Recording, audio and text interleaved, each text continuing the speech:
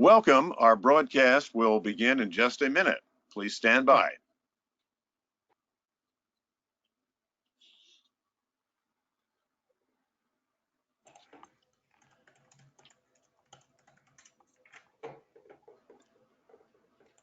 Hello and welcome to today's webinar, Social Media and Your Practice, produced by EyeCarePro and Review of Optometric Business. I'm Roger Mummert, Content Director for Review of Optometric Business. In the next hour, we'll hear from several experts in social media on how you can build your practice brand and stay top of mind with your patients while reaping benefits for your practice. We have several presenters today. From EyeCarePro, we have Evan Engel, Vice President of Sales and Marketing. We also have with us Zvi Pardis, Head of Content Marketing. You probably know Zvi from the many EyeCarePro videos. And also we'll hear from the optometric community from Dr. Nicholas Balil, who practices in Clio, Michigan. Dr. Balil is a graduate of the Michigan College of Optometry at Ferris State University. He's a solo practitioner of full-service optometry with medical model specialties that include ortho-K and myopia management, diabetes management, and pediatrics, among other services. And now, to welcome us and take us through some of the fundamentals of social media and your practice, please welcome Evan Engel. Hi, thank you so much for joining us today. My name is Evan. Thank you, Roger, for the nice introduction. You are joining me not only for a webinar, but also on my 35th birthday. So happy birthday to me. So today we're going to be discussing social media. And so, Zvi, you're messing with stuff here. Don't do that, please. The average patient of yours is spending, the average US adult is spending 74 minutes a day on social media. So it's obvious to see that as a massive opportunity to just be where your patients or potential patients' eyeballs are at. And if you want to dig a little bit deeper, probably if you want to look at your patient base or potential patient base and who's the real target or the ideal target, it's going to be women between the age of 30 and 64. They're going to influence usually the household decision. They'll have kids, so it's usually going to result in more appointments per engagement, and they are also bigger optical spenders. And so whenever we're discussing any marketing activity, you want to hone in to one thing at a time and do that really well before you take on too many things. And so the first question is just what social media platform is the best one to focus your attention on first. And so it's very clear that Facebook is still in the lead. 58% of 30 to 49-year-old women in the US are daily users of Facebook, and 50% of 50 to 64-year-olds. Now, that number isn't as low as you might imagine for men, but just the sheer volume of potential patients in your city are on Facebook every single day.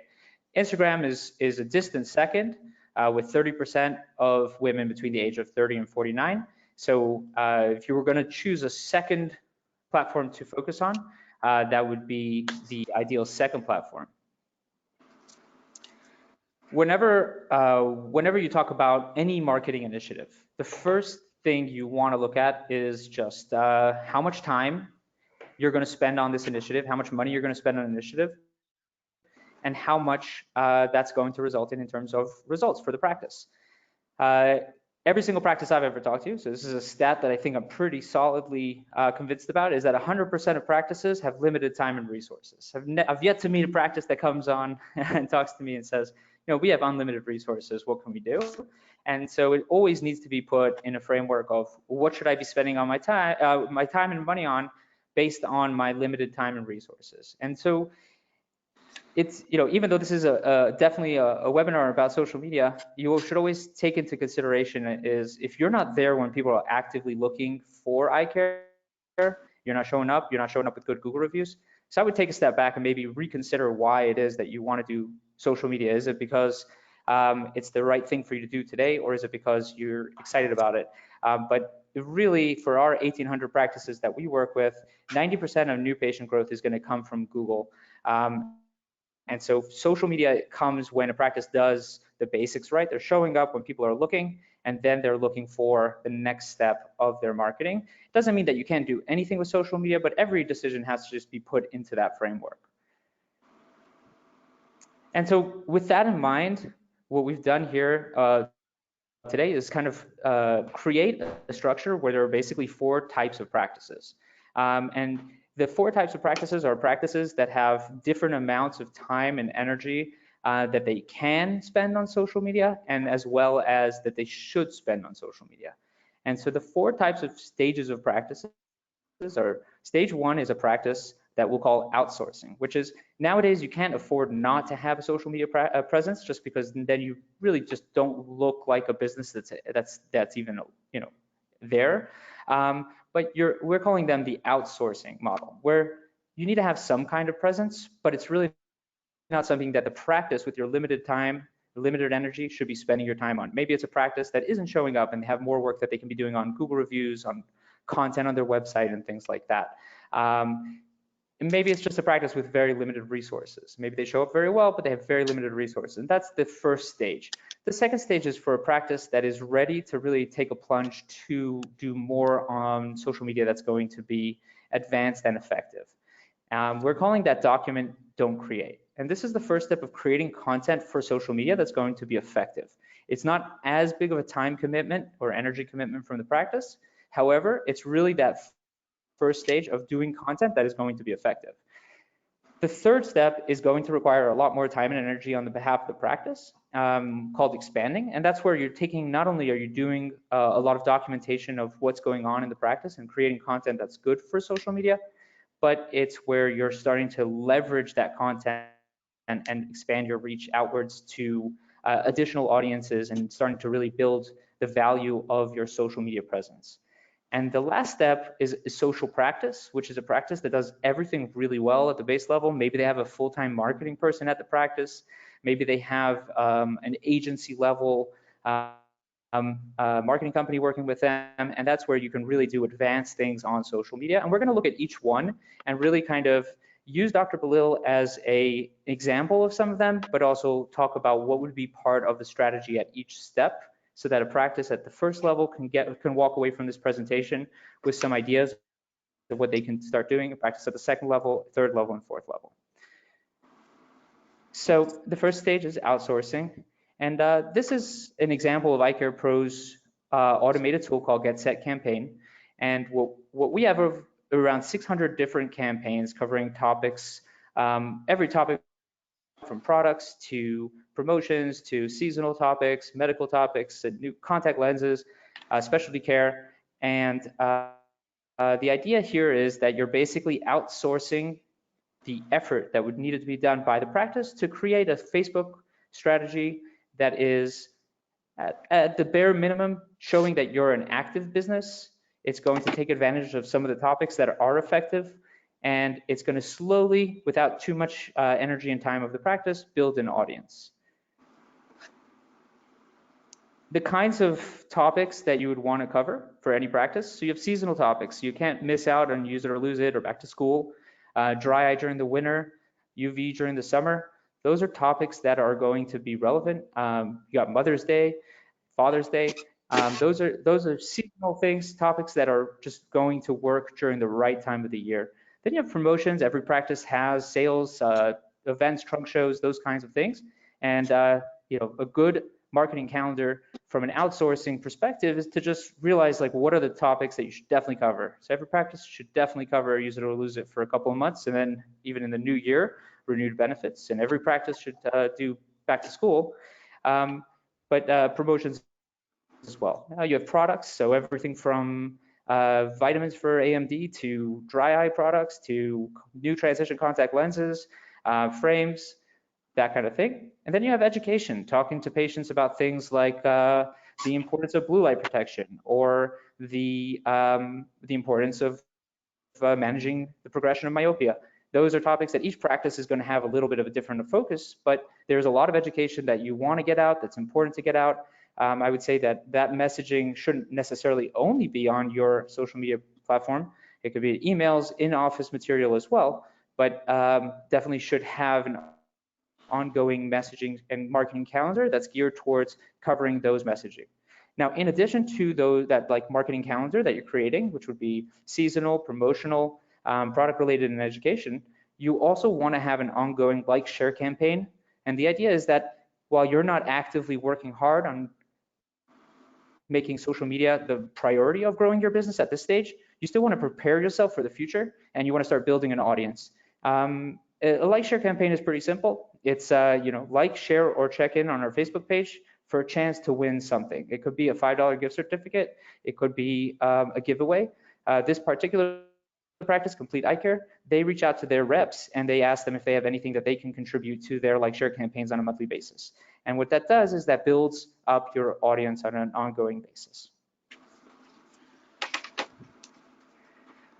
At the second stage is now really getting into kind of the meat and potatoes of this presentation, because this is really where a practice can start doing a lot more with their social platform. And that's based on the understanding that everything we've talked about right now is about getting out messaging so you don't look like you're not in existence, so you're making sure you're getting out the right messages, but it's not really the ideal content for social media. People don't go to Facebook to engage in dry eye content. People primarily are looking for people, right? That's why it's called social media.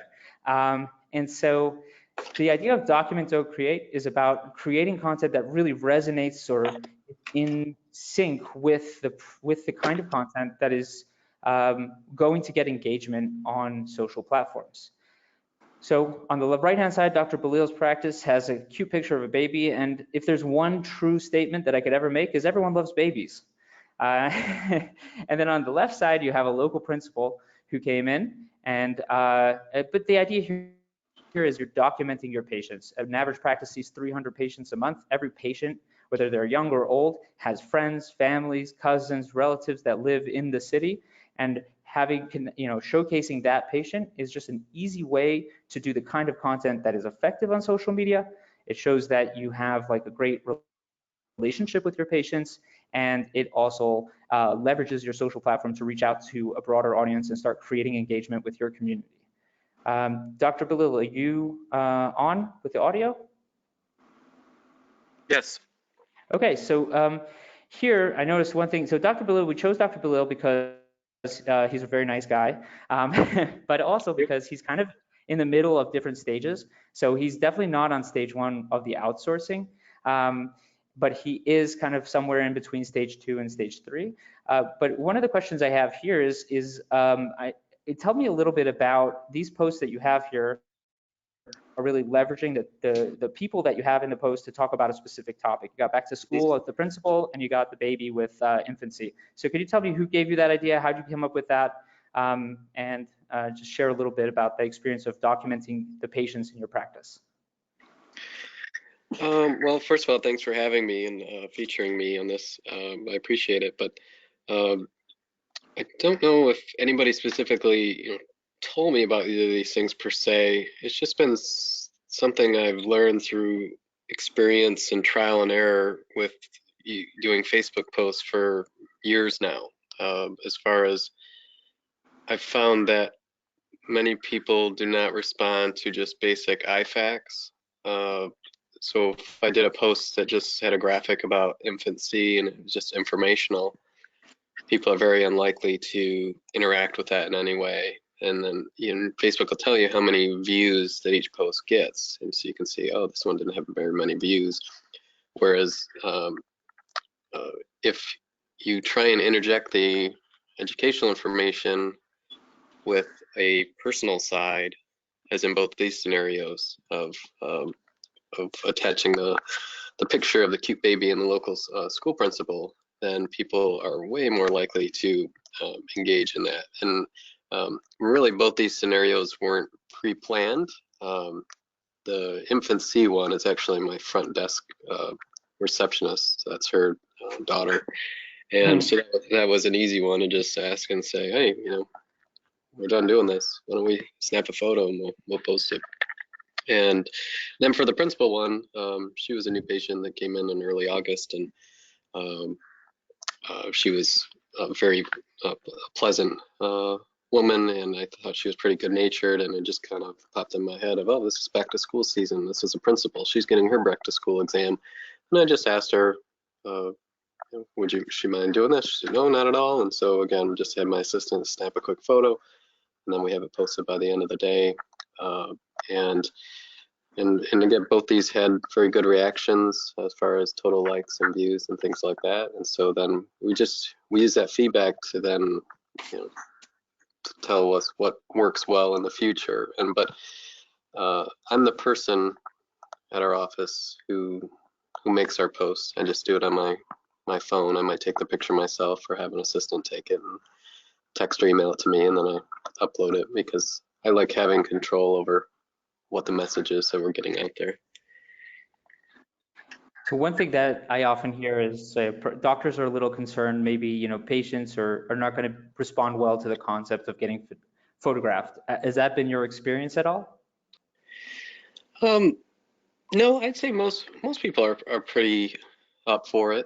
And it's probably, the same age range that is, the same person who's maybe more likely to be out there taking a selfie doing something. That person generally doesn't have any qualms about having their picture taken and shared out there. And so probably somebody who's more of a senior citizen maybe would be more hesitant, and I may be more or less likely to ask them or put them on the spot. But for the most part, I mean, generally it's going to be anybody from age 18 to 65 or so. Doctor, And Evan, I have a question in for both of you. I think, Doctor, Kelly Baker would like to know how often you post on Facebook, and Evan, what would you say is the recommendation for for frequency? I'll let Dr. Below start. I try and post about once a day at the most, unless something comes up that's some announcement we need to make about closing early or something like that. I try not to pummel people with posts because I think all this stuff you can just, if you use social media yourself, you can just take it from the approach of how do you respond, if you like a page and then the next hour there's 10 posts from that page, are you going to unfollow that page or keep with it? So I generally try and do one. I use the scheduling feature on Facebook where you can go in there and you could plan ahead, for the next how many ever days you want. Okay, I want to schedule this one's going to post on this day and time, and this one this day and time, this one this day and time, and then you've kind of got it all set. I usually have it post early in the morning, like with the thought that a lot of people check their phone when they're kind of getting ready and getting going. More likely to do it on weekdays than weekends. That seem to work the best for me. Great. Dr. So Balil, Roger sorry. Mummer here. I just wanted to ask, I think it's great that you've got the faces of your patients in, and I would get a real kick out of seeing my old elementary school principal in shorts and a t-shirt. I think that's terrific that you've really put those in the infancy in terms of an infant undergoing that. Why do you have a release form, a social media release form, and how do you approach patients about getting them to sign something that indicates their permission to post? At this point, we've just gotten verbal permission, and so we don't have a written release form. Okay. So so regarding the question of how often to post, I think Dr. Balil really put it out there very well, which is as often as people would find not annoying, right? The last thing you want to do on any platform, anywhere, whether it's your website, Facebook, is to be inconsistent with the user intent. And that's the idea of really doing a good job on social, is just to be there in a way that doesn't bother people, in a way that actually is pleasurable to people. So seeing your local principal or seeing a cute baby is going to be great content. Having a video of somebody talking about something interesting or something funny is going to be great.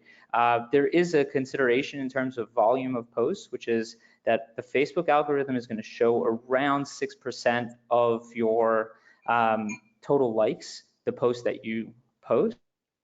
But that's also going to depend a little bit on how much engagement you have from the likes that you have. So if you post too much, you're going to have low engagement, and then Facebook's going to lower that percent. And if you post just the right amount, they might raise that percent. And then depending on the type of content, if it's video, it will be shown more. So you want to experiment a little bit with it, and you also want to just take into consideration that it's also a time consideration. Is what's worth your time and effort. You know, there's all kinds of things to think about, and it's not necessarily one size fits all when it comes to posting on the social. Going on, the idea of document, don't create extends beyond your patients. I mean, obviously your patients are a great way to document, don't create, but you also have staff at your practice. And I think that documenting the staff has a dual purpose. Number one, they're also people in your community. So that's a great thing. But number two is it does show a nice side of the practice, which is, you know, you're not just the doctor, you're also the whole, you know, the whole business. And so highlighting the staff is a great way to connect to that person's friends and family in the community, but it's also a way to kind of brand the practice as kind of a practice that cares about the people within.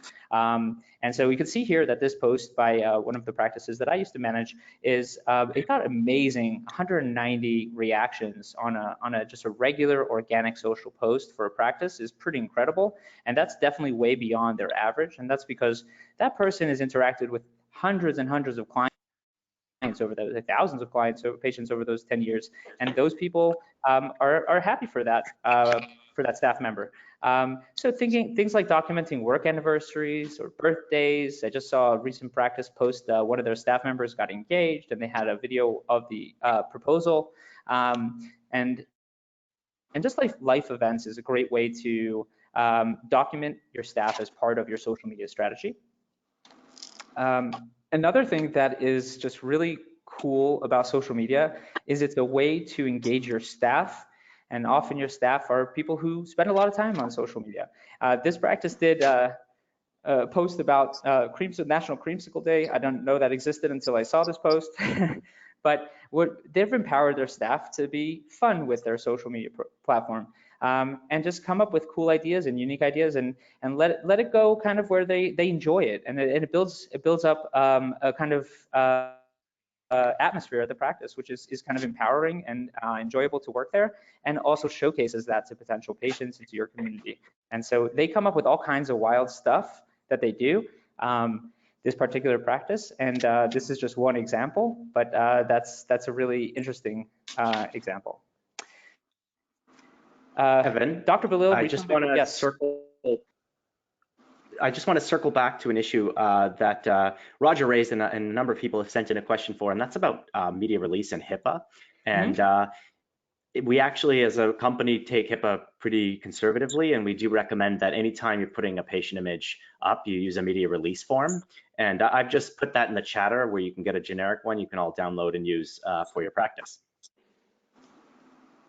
Absolutely. So EyeCarePro is HIPAA compliant as a company, and we definitely always recommend to practices to take HIPAA pretty seriously.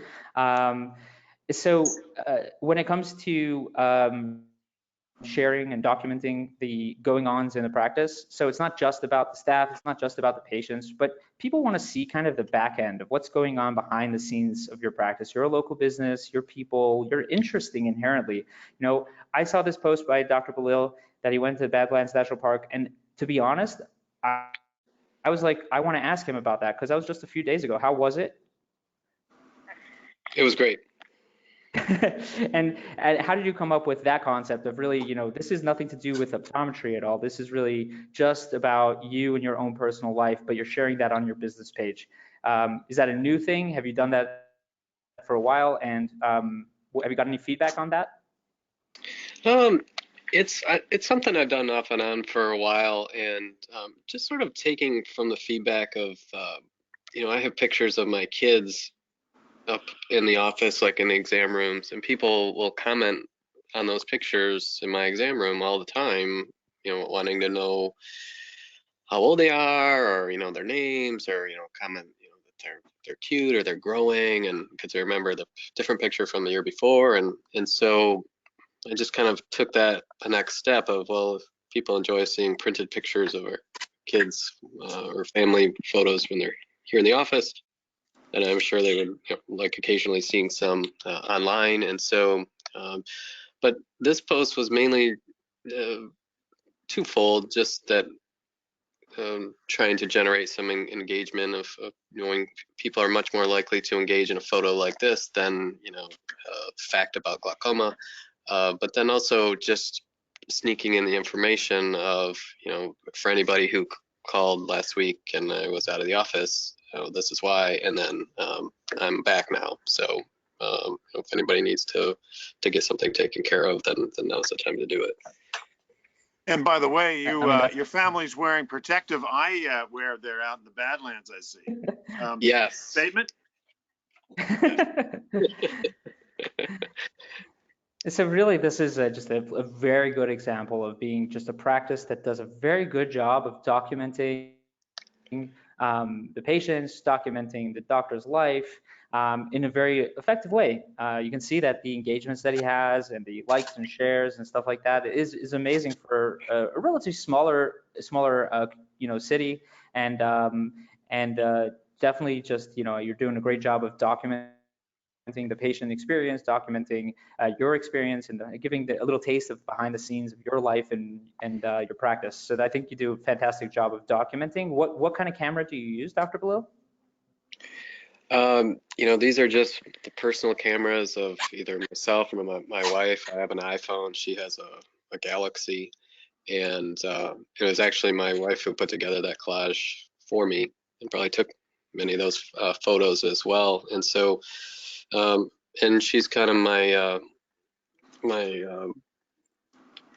inside guru as well, as far as if I have an idea of something we're going to post, and commonly I'll run it by her because she falls in the demographic of female between 30 and 50, so most likely to use Facebook. And if she gives a thumbs up that it'd be something that she would find enjoyable or likely to engage with, and it's okay, well, then I'll post it. But for the most part, most of our posts are about either something I am doing or have done, whether it's a professional achievement like getting an article published, or whether or not it's being in the community like at a career day, or our staff, if they get a certification, or like you mentioned before, their birthdays, their work anniversaries, or something silly like 4th of July, we all wear, like goofy patriotic Uncle Sam sunglasses.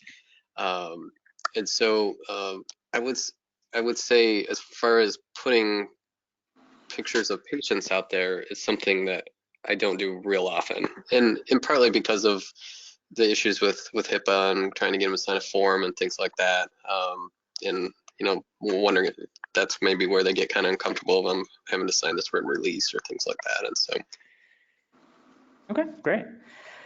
Another way to document and not create, but document in a way that's a little bit more effective, is just realizing that there are always these trends that happen. And when a trend happens, it's just a good way, like Dr. Belil said, that he checks in with his wife who falls into the demographic and would basically give him feedback if this is something that would resonate with his audience.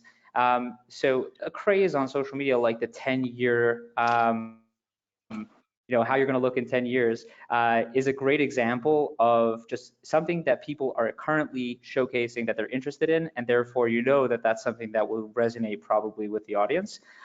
You can think back to the ice bucket challenge as well as a good example for just a craze that people are going to kind of engage in because that's what people are doing.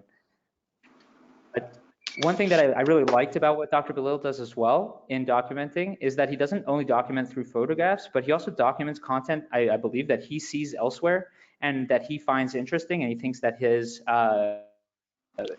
patient base would find interesting. Jokes, local news, posts from other businesses are all great examples of if you're engaging in content and you find something that you think people will find interesting. So you don't need to sit there and create everything. You don't need everything to be a picture. It really all has to fall in at this stage within the context of it's something that people would find interesting on social media. Dr. Belil, How do you get any feedback from patients on the jokes that you share? Um, the most direct feedback I get is through my wife and staff when they see the posts, and then going by likes and shares or comments. But yeah, just like you said, I follow pages like ODs on Facebook, or just some other ones that I've come across, or Facebook has suggested to me that, you know, will commonly share this type of content. And that's part of what social media is you know, finding content that you find interesting or funny, and then passing it on, sharing it to your own page. And so, but yeah, so a lot of the content, like you said, isn't something I'm creating from scratch, because I'm in the 100% that has limited time and resources. Absolutely. So once you expand out of that stage of documenting the things that are going on in the practice, the content that you think your patients would find interesting, that you interact with, or your staff interacts with, or your own life, or the what's happening behind the scenes, the next stage is to say, okay, I have all this content that I'm putting up, but are there ways that I can spend a little more time to make it more effective? Can I expand my audience a little bit more? And this is definitely something that would be kind of a next stage, because it does take more time and energy. Usually this is going to be like a certain staff member that you'll have kind of take control or leadership of this project, but there are a whole bunch of things that you can do to expand your reach on social media beyond just creating good content for social media. The first thing is just going to be videos. And video is really very similar to photos, and the same concepts apply, meaning you're still going to videotape the same kinds of things, just that video happens to be much more effective on social in terms of getting out there for people to engage in. Video is a little bit more engageable, and therefore Facebook is going to be more likely to show it to people, and people are going to be more likely to share it. And video basically takes two main ways. It's either you upload a video to Facebook in which it auto plays, or you do a Facebook Live event, which is by far the more effective way, but definitely a little bit more difficult, because you have to kind of do it when you're live. One way that a lot of practices will focus on when it comes to video is going to be in the realm of specialty care, and that's because you're starting to get into a message that is a little bit more advanced. You do want your patients to retain it, and therefore it's important that that content is retained, and video is just much better at conveying messages that are a little bit more complex than just this is a happy patient and this is a cute kid and this is my vacation, where you want them to walk away with a little bit of something that they remember. And so documenting like a patient experience with specialty care would be something that we see a lot for our practices through video. Just as a kind of like a tip, insider tip, and this goes within the whole idea of expanding your reach with video, 85% of Facebook videos are watched without sound. And so if you are going to use video, the recommended way of doing it is to create edited text that's embedded in the video.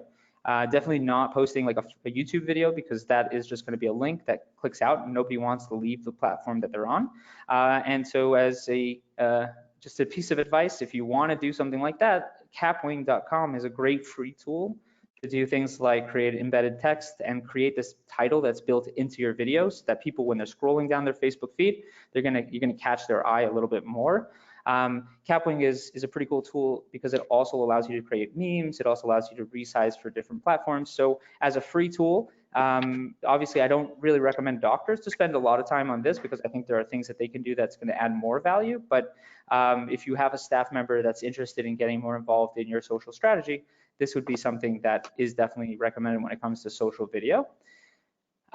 We talked about specialty care videos a second ago, and Dr. Sarai from Village Eye Care in Chicago has a tremendous amount of videos of his patients' experience with scleral lenses. And this is really just a great example of what's called social proof. Social proof is that when something is a little bit more technical, a little bit more life-changing, a little bit more expensive, a little bit more important, it's more effective to have other people talk about it than the doctor themselves. I mean, the doctor can as well, but you really want to have a mix-up. And your patient's experience with scleral lenses or with vision therapy is going to be really powerful a lot of times. Like a mother talking about their child's experience with vision therapy can really be impactful to other people's decisions. And I had a doctor tell me about a mother's group that was in their community, and she had posted, the mom had posted a video talking about her child's experience with Ortho-K, and that led to appointments coming in because of this idea of social proof.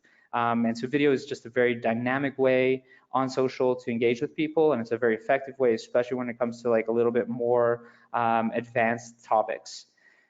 When you are wanting to expand the reach of your post, so you can also tag posts.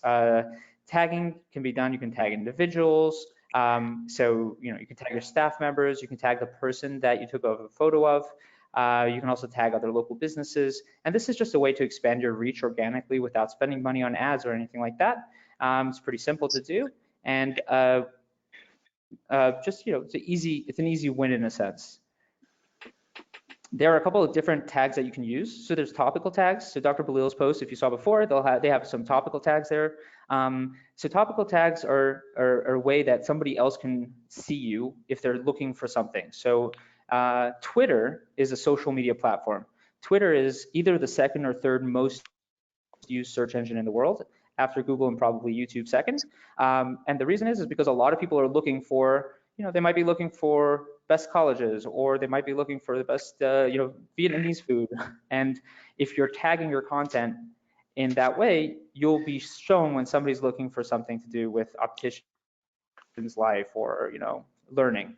The problem with a topical tag like that is that it's not localized, so you're not necessarily going to be seen just by people in your community, but it is a way to kind of get more exposure. Another kind of tag that's very effective is anything local. So if you have a local like high school, a local college, a local sporting event, a local fair or something like that, or something local that's going on. So that tag is a local tag, but it's going to be a little bit more effective at expanding your reach into local events. And then another thing that's sometimes a great way to get more exposure is just trending topics. So let's say a movie just came out, that would be probably a popular tag if it was a very popular movie. Or any topic, you can also search online and find what are the trending tags right now on different social platforms, and that can be a way to expand your reach to things that people are looking for. When you have somebody who likes any of your posts, they don't necessarily like your page, and so they're not going to continue seeing content that you post. And so what you do is you can actually click on those likes and then invite them to like your page. That's an easy way to expand your reach to new people to see your posts on an ongoing basis. Once again, it's part of the third stage of expanding your reach and just using some of these like tips to leverage the content that you're creating to build an audience. Whenever you're setting up a post, there are a couple of ideas that you just want to try to incorporate. One of them is just having a catchy title.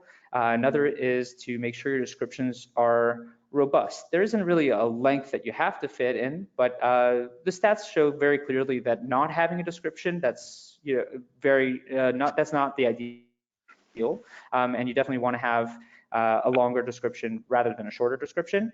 And then you want to have some way to follow through, either a phone number, a link to your website, an email address, hashtags, that like, or an Instagram account, whatever it is that you have. But you definitely want to have like the next step so that they don't need to go ahead and try to find how to contact you. It depends on the type of, if it's a comedy post, then I don't know if that's as important. But if you're sharing a post about scleral lenses, you'd want to link that back to a scleral lens page, and you would want to have a phone number that is easy for the patient to take a next step.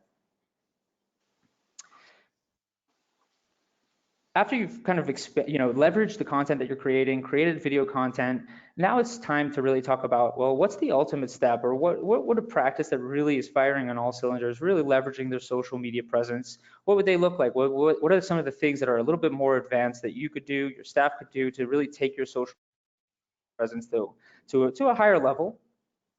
And so we call this a social practice. So the first thing is to realize that Facebook is just one platform, and most people are not going to go off of the platform that they're used to being on. And so, for example, I spend my time on Facebook, and my wife spends her time on YouTube, and my brother spends his time on Twitter, and my mom spends her time on Instagram and a little bit on Facebook. Now, my brother's also a little bit on Facebook, but really most of his time is not. And so when you start, when you're creating content anyway, you're able to kind of say, well, if I have somebody on staff that's more focused on social, I can start looking at other platforms. I would definitely recommend that the second platform that you go to would be Instagram. Twitter is more of a global platform. YouTube is an amazing platform if you're talking about specialty care and something that's more informational, a little bit more technical. But Instagram really is a great platform for optical. The demographic on Instagram is definitely going to be more fashion focused, more women focused, younger demographic, but also first of all, Instagram is growing at extremely high rates, and businesses do very well in Instagram. If you wanted to say the second step for an optometry practice that isn't specialty focused would be Instagram, and if they are, I would say is YouTube. And with Instagram, you're looking for photos that are, just lots of photos of fashion, frames, that kind of thing. And definitely video as well, promotions and events. This practice right here, they have a buy one, get one sale that's going on. Those are the kinds of things that do really well on Instagram. Instagram is actually pretty good at converting to purchases for sales and promotions and flash sales and that kind of thing. An easy tool to use to do better job on Instagram is something called Canva. It's also a free tool, and they have a lot of Instagram templates that you can use. You can incorporate images, like if you look at the image in the middle, the 3 images in the middle row are all kind of taking 2 different images and overlaying them in different ways. That's could be, I don't know what they're using, but it could be using a tool like Canva to easily set that up. And so that's an easy way for a staff member who might not have Photoshop experience to create a lot of great imagery, great content using pictures of patients, pictures of staff, pictures of the frames that you have in a way that's going to be a little bit more effective. Another high-level idea when it comes to stage 4 social media, guru practice is called influence marketing. And the concept is pretty simple, which is that there are people out there in your community that have followers, that have people that they influence.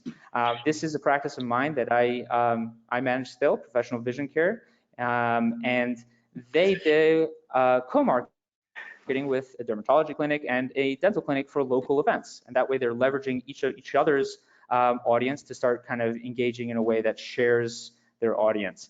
There's influencers that are just individuals in your community. Definitely mothers groups or community groups are a great influencer marketing platform. But there's definitely one theory when it comes to influencer marketing, which is in order to be effective at leveraging other people, you have to give something to them. You have to be valuable to them. So if you're going to join a mother's group and just post your own stuff on there without being a valuable member of the group, people aren't really going to respond too well. If you're a valuable member of that group and you're giving advice and ideas and sharing comments and liking other people's stuff, then you'll be much more likely to be effective at this strategy. A lot of practices are going to take the next step. We said before that Facebook's algorithm is very limiting at a local business level. But Facebook is really moving away from the idea of just letting businesses kind of put out as much content on people's Facebook feeds as possible for 2 reasons. One is because they don't want businesses to basically spam people. They want the experience to be good because that's what retains people on their platform. And the other thing is that they ultimately make money from businesses paying money for ads. So advertising on Facebook is not it's very clear that if you're not showing up once again for people who are looking for eye care, then you don't want to spend your money on Facebook ads. This is definitely an advanced, I always recommend practices to consider kind of, are there areas which you're just not doing well in terms, or you have potential in for people who are currently looking right now. So I always recommend that if you're going to spend money on ads, you start with Google Ads, PPC, pay-per-click, which is basically just making sure you show up for when people are looking for eye care. I would say you want to max that potential before you look at Facebook ads, just because those are highly qualified leads. They're looking for eye care today, and if you're at the top, that's going to help you get appointments at a lower cost. But Facebook ads are definitely the right fit and the right move for a practice that's at that level. And so one strategy when it comes to any advertising is that you definitely want to be pretty on top of your Facebook ad strategy or any advertising strategy, because ads can get out of hand when it comes to cost pretty fast unless you're doing a good job of overseeing what the performance. And so a great tip is to use your good organic content as an ad. If something that you posted has a lot of engagement, that's indicating that people like it, and that means that that ad will perform better. Facebook is pretty good. You can create a custom audience. You can target by age. You can target by interest. So you can say, I want to target women between the age of 30 and 35 that are interested in fashion, that are interested in outdoors, and I'm going to do that, and that's going to be my audience for this brand of sunglasses. Whenever you're creating an audience and an ad group, you can do it's really cool that you can really do what's called split testing, and it doesn't cost you any more. If you have a budget of $10 a day, you can split that to $5 and $5 and do 2 variations of it, and then see which one works better. And so that's pretty cool because you have your own inbuilt focus group within Facebook. You can save audiences so that the next time you come around, you don't need to sit there and build your audiences each time. You can target by location, by radius. The only thing when it comes to a Facebook audience or Facebook ads is that you will be limited if you target too much, because you do need to have an audience size that is big enough for Facebook to run ads to.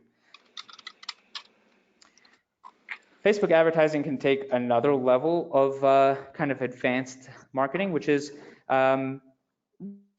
retargeting to your existing patient base. And this is something that I think a lot of practices overlook because they think, they think that their patients aren't a source of growth for the business. But if the average patient reschedules every year and a half, and you can improve that a little bit, if the average patient is going to, if your retention of that patient over a 10-year period is only at 65% and you can improve that to 70%, all of these things can make a huge difference in terms of the bottom line of your business. And retargeting is a pretty effective way because you already have the email addresses. If you set up a Facebook pixel, which basically tracks anybody who comes to your site, you can retarget to those people. And so that's a great way of re-engaging people. If you could set up a list. So one of the cool things about setting up a targeted list based on emails is that you can start segmenting your list into interest categories or just a little bit more focused so that you're going to have better qualified leads. So what I mean by that is if you take all your patients and then you sort through by anyone who hasn't scheduled within the last year, it is over a year that they haven't scheduled. So you know that that person right now is really qualified for scheduling an eye exam. So creating ads that are ongoing for that person is going to be far more effective from a budget perspective than just creating ads to every single patient or creating ads to anybody who's ever visited your site or creating ads to just a broad audience within your community. Another way to kind of segment your list is if you have a list of people who have purchased high-end optical and then creating ads on an ongoing basis for flash sales, for invitation-only events, for trunk shows, once again that these are people who look at glasses maybe as a fashion piece, and just like a lot of people have multiple pairs of shoes, they might be interested in multiple pairs of glasses, and that's going to be a good category of people to target to. But you can do a lot of targeting within your own lists. You do need a list of around 1,000 emails to do targeting. The only thing that I would say is that you have to be careful not to do any targeting based on medical history, because then you run into HIPAA problems. So just a word of caution when it comes to retargeting. Evan. Yes. Got us some good questions coming in for you about some of the stuff that you've been discussing, and I want to take just a quick second here. What can you talk a little bit about Facebook reviews? We have a question about whether they're worth paying attention to and how you should use that as a growth tool. So that's a good question. My recommendation is always Google reviews because generally speaking, people aren't engaging in Facebook at the moment of their decision to make an eye exam. So this is about creating a brand identity, creating a source of engagement in the community, building your overall presence online, maybe with events and stuff like that, maybe educating patients. So I've been working on, let's say, a vision therapy campaign targeting mothers, but it's not about the point of decision. And so the point of decision is going to be Google in almost all cases, even if they've interacted with your Facebook page. And that's really where I would just direct every single person. And there's no limit when it comes to Google reviews in terms of what's good. I have a practice with 430, but I've also talked to a practice with 1,000 Google reviews. At the end of the day, it's what differentiates you from the other 2 practices that show up underneath the map when anybody's looking in your city. So my recommendation is always to just send everybody to Google reviews. That's going to be far more effective at convincing people that you're a good practice. That said, there's no harm in getting Facebook reviews. I just don't think that that's, obviously you want to have some, but I don't think that that's going to be primary focus for most practices. Sweetie, do you have other questions come in? Yeah, and this one I think touches on basically the core of what we're discussing here, and that is, I'm a practice, and how often should I be playing the social media game? How often should I be posting? It's not necessarily specifically the frequency of individual posts, but how much time out of my total marketing time should I be putting into social media? So I think that really comes down to looking at what stage you're at. If there are ways that you can grow your exposure when people are looking for eye care, then I always recommend you start there. Meaning, if you do a page on pink eye, that's going to get you patients. If you're doing a page on diabetic eye exams, I bet you do blog posts. Those are going to be when somebody's in your community is looking for certain things and they aren't seeing you right now. So those are going to be, all of those are potential angles and avenues to be there when people are looking. If you're doing a great job at that, then there's no end to what you can focus on.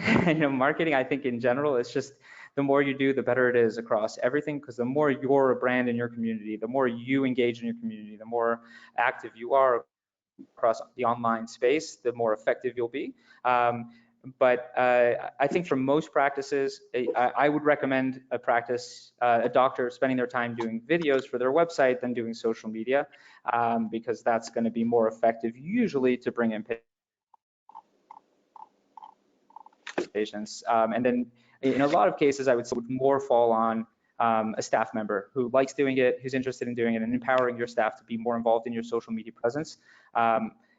Rarely do I see doctors like Dr. Galil that are so engaged in their social presence, but I think he enjoys it as well, and so that's kind of part of the equation as well. But there isn't really a one-step-fits-all, but the general rule is that if you're not doing the maximum of what you can accomplish when people are looking, so focus your attention there. If you are, then start talking about social, and start small on any marketing initiative and try to assess the effect.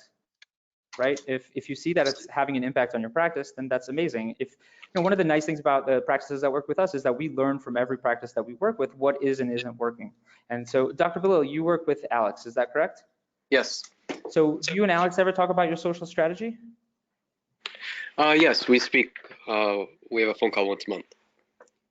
And does he share kind of things that he learns from other practices, or do you guys strategize at all?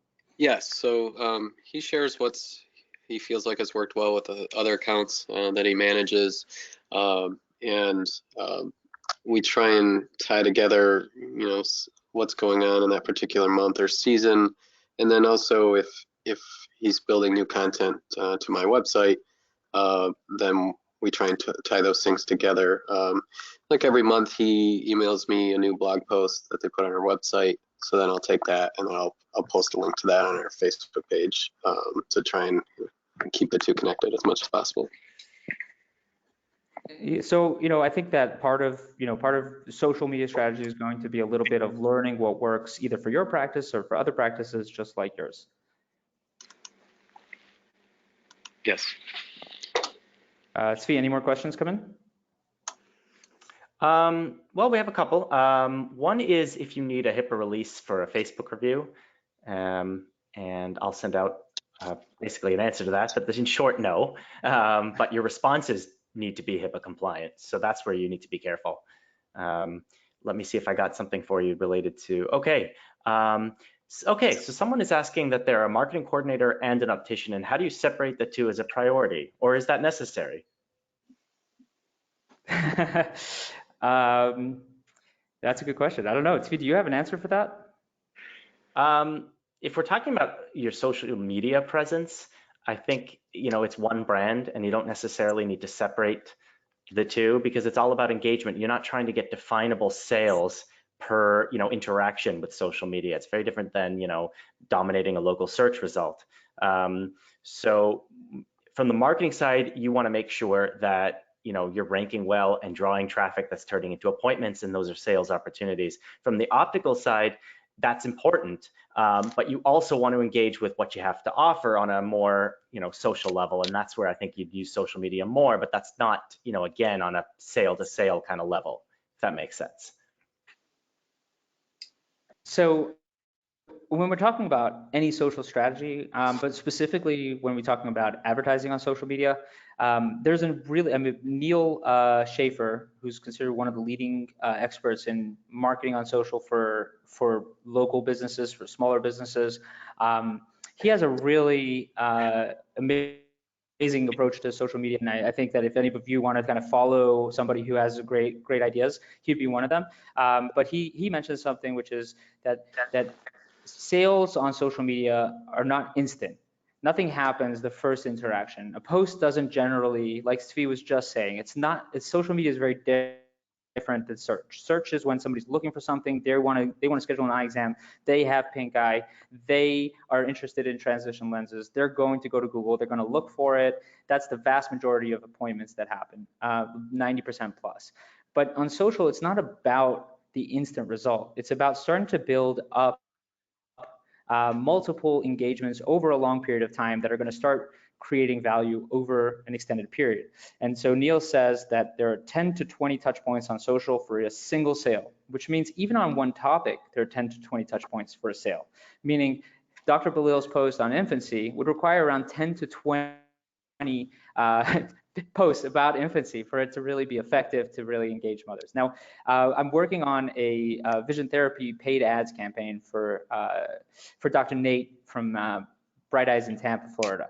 And there, what we're doing is we're setting up ads that are basically, there are 4 different ways that we're going to convey the message. Within each way that we're conveying a message, we're creating different kinds of ads, different images or videos or patient testimonials. And the concept is that we want to engage a certain segment of the market, mothers of kids in kindergarten, first grade, second grade, and we want to engage them over a 6-month period in a lot of different ways about one specific topic, which should result in them kind of going through the educational process, learning about it, and then eventually at some point making a decision, hey, maybe I should take my kid in for a developmental eye exam because reading is a lot more than just 20/20. That's kind of the concept when it comes to anything on social, is that it's not necessarily about the short term. And so I've heard it over and over again. Practice will say, well, I spent $500 on Facebook ads for a sale, and I didn't really see the results that I was hoping to get.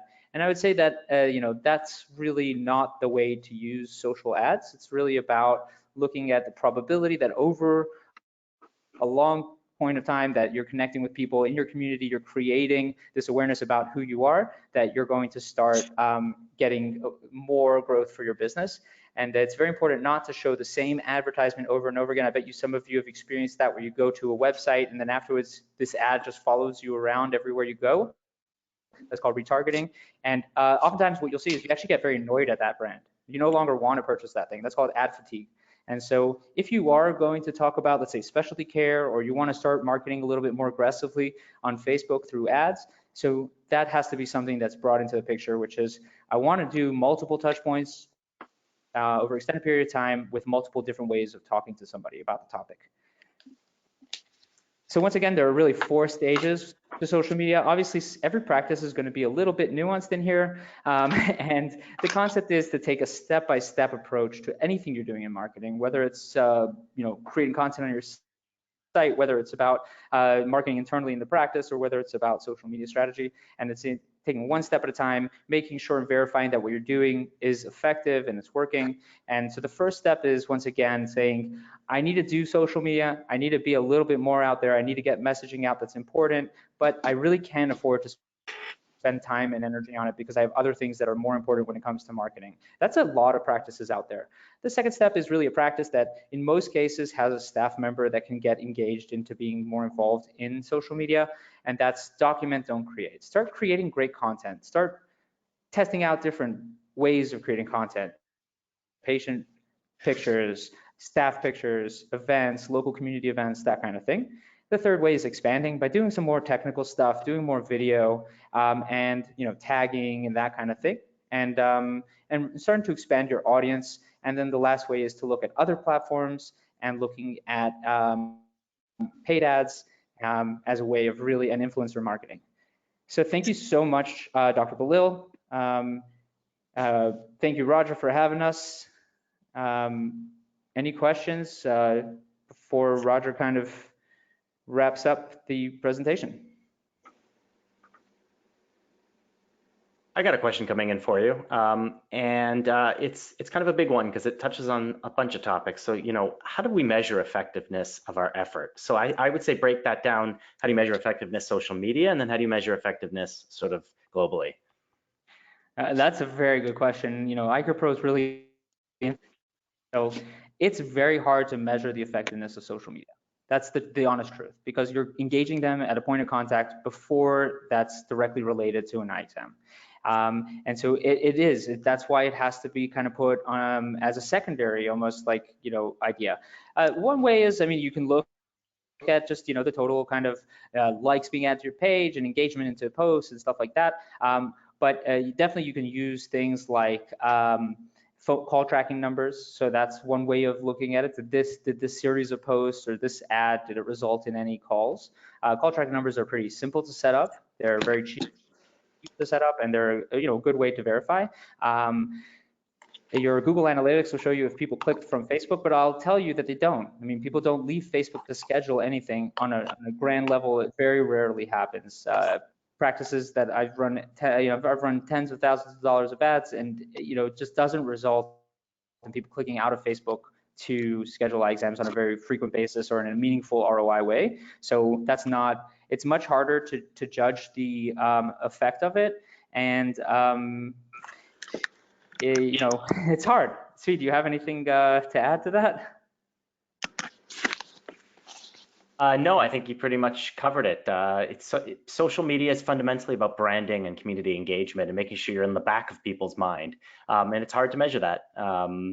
Whereas if someone's actively searching for an eye exam, it's easy to measure that and book that and say, okay, that's a conversion. We booked an appointment. And this is a lot more intangible, but very important still. Yeah. Just before we say anything else, I just want to say, the only way maybe that would be different is if you really take a very high level approach to ads, like with this vision therapy ad that we're building. We definitely don't want to just spend money for no reason. So in that case, it's like if you have a really strong plan, which is very, very, very structured, very, very targeted market that you're going to reach out to on an ongoing basis, that you can kind of measure, because you can kind of see, if it's a specialty care topic, well, how many more vision therapy? It's not so hard for a practice to kind of see if that has an effect.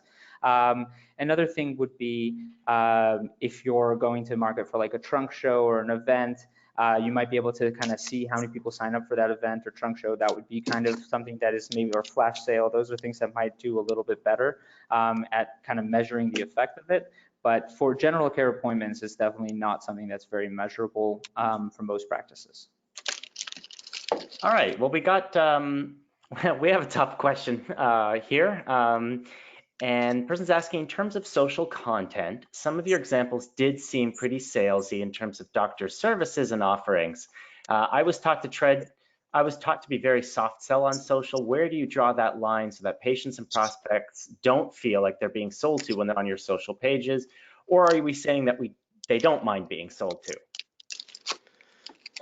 Yeah, that's a good one. I like that question, actually. So first of all, I think that it's just, you can kind of gauge the effect of a post. Are people liking those posts? And if they are, then that's a good post. And if people aren't, then that's kind of salesy and not so good. And that's why I really kind of recommend that if a practice can do a better job on social, that they don't take that approach. They take more of a patient-centric, people-centric approach, very soft selling. I don't really love the concept of kind of pushing content on people. There's a Gary Vaynerchuk, another guru in the social world, and somebody I follow extensively. And if you want somebody to follow, that is definitely one of the people that's out there that's just amazing. And he's a great example of somebody who, if he can do it, anybody can, because he's inherently not likable.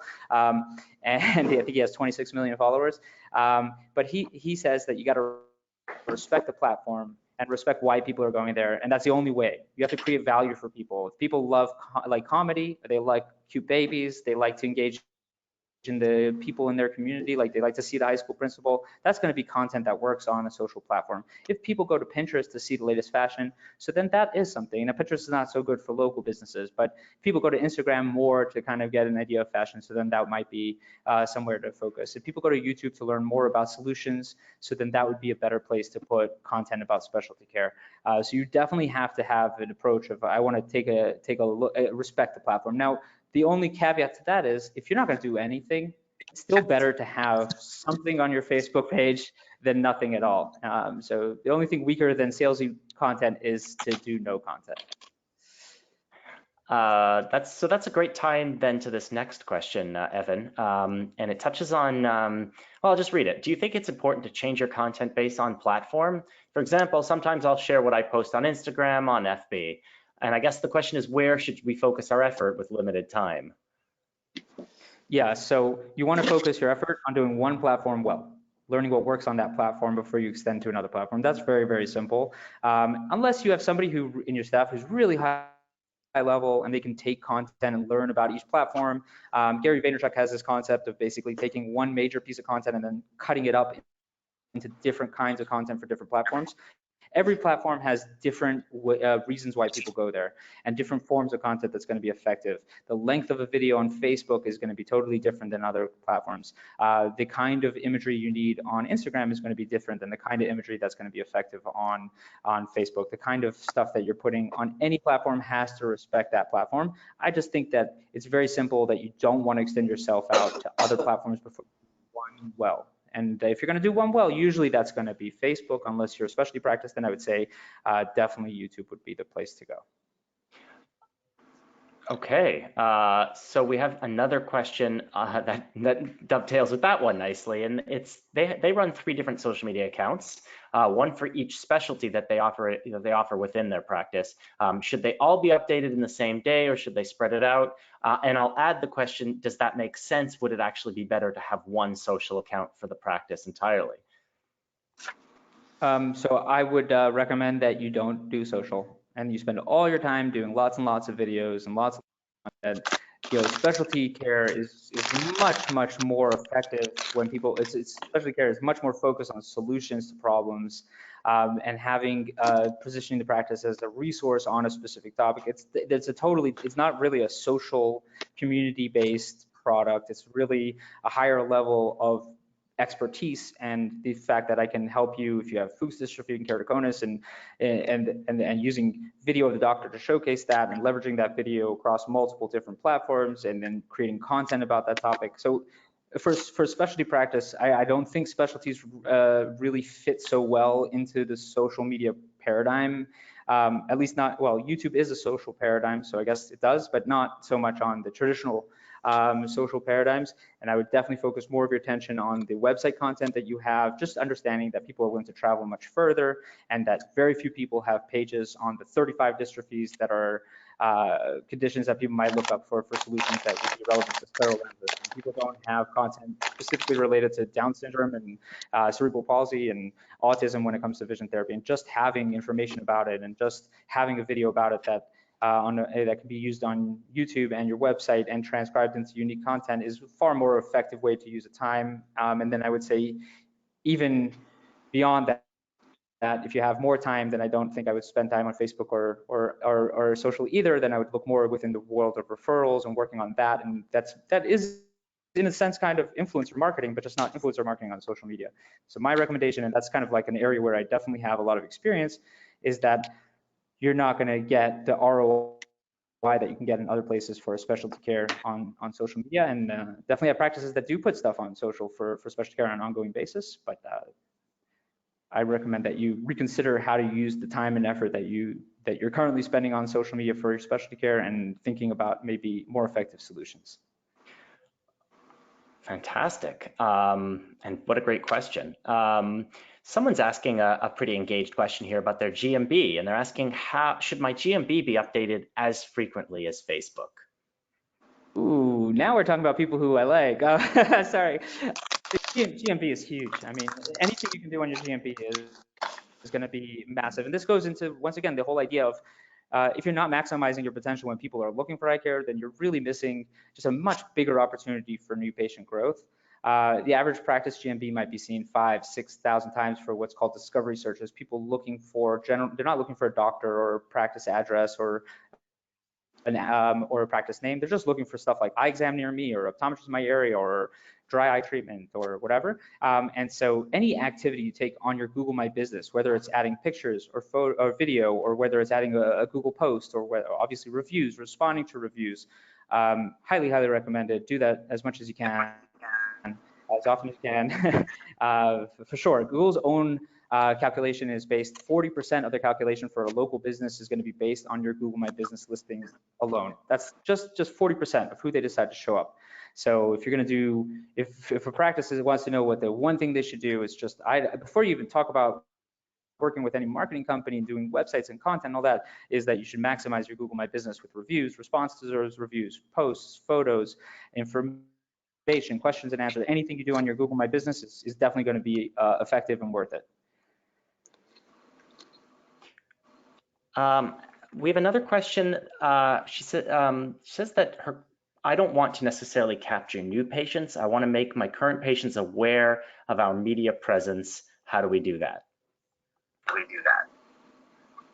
Yeah, so I think the document don't create strategy is really kind of the best way to do that, is just kind of like use your photos and videos of the practice, of your patients, of your staff, talk about stuff, have your opticians talk about stuff, have, video is a great way to communicate to people. If you're creating constant content like Dr. Balila is, where every day he's posting something, so people are going to see that, people are going to get engaged. If you're not looking for new patient growth, or you're not looking for specialty care growth, that is definitely very much within that stage 2 or stage 2, 3, where you're kind of going into pictures and video on social on a regular basis. If you have more time and you're looking, then just think about other platforms that your patients might not all be on Facebook. They might be on other platforms as well. And so then just kind of taking that content and expanding to other platforms, it definitely is a good, I think this presentation is definitely a helpful way to look at how, or the things that you can do to just reach your existing patients on an ongoing basis with content that they're going to find interesting and engaging and relevant to the platform that they're on. Okay, awesome. Just seeing what else we have left. We're getting a lot of questions about getting the slides or viewing this later. Everyone should know that we will be sending out an email next week with information about how to view the video of this webinar. So not to worry, it will be available for anyone who wants it. We're also going to be starting a Facebook group where in that email that you get, you can also you can join our Facebook group, and we're going to have weekly tips and downloads that you can use on your social media platforms. So just, EyeCarePro taking a little bit of our own advice here, just kind of, being social with you guys. So welcome you to join our group that we're going to start from this webinar as kind of like a follow-up to the webinar.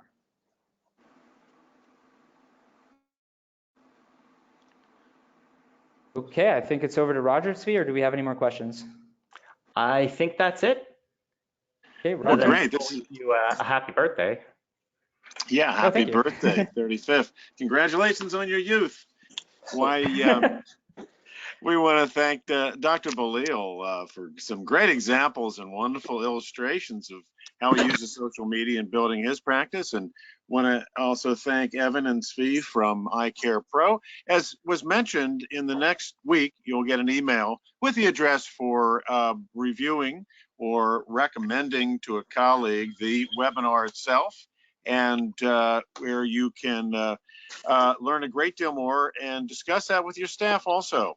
And finally, today's webinar, Social Media in Your Practice, will be archived on Review of Optometric Business and also on EyeCarePro. As you see before you, there's a wealth of resources available on the site. So check that out. We want to thank you for your participation and great questions today, and we wish you a good day.